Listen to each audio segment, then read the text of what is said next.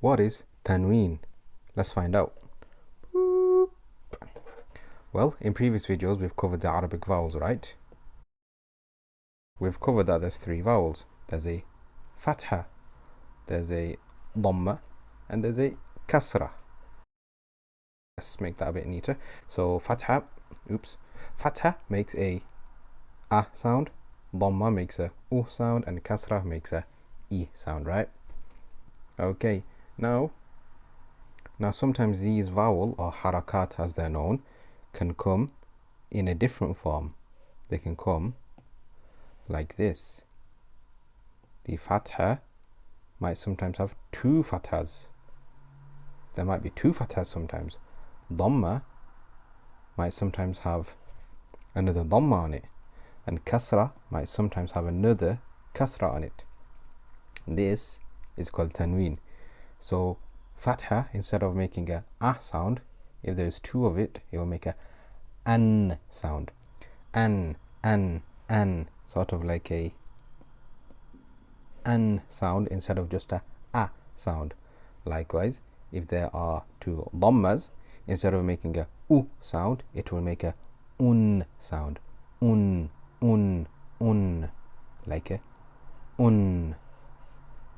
Likewise, if there's a kasra, you guessed it, if there's two, instead of making a I sound, it makes a in sound. In.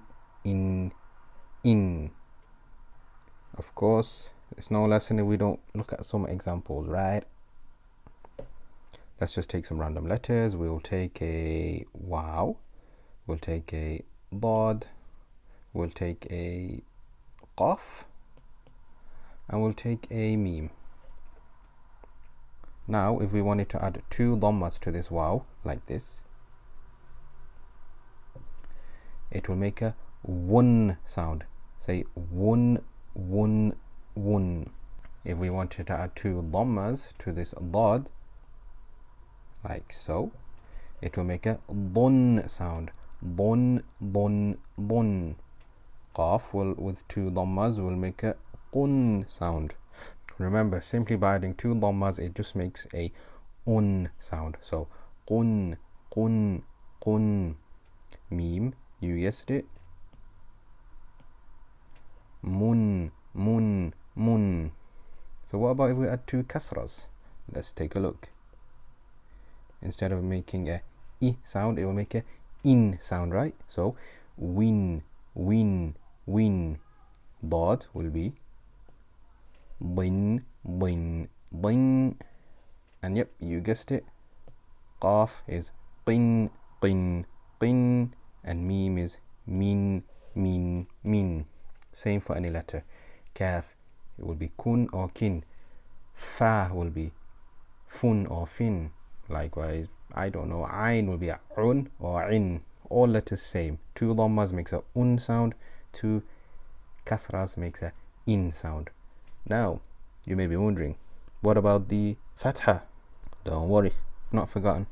I left the fatha to the end just because two fathas is a little bit special. Whenever we write it, the letter always needs an alif after it.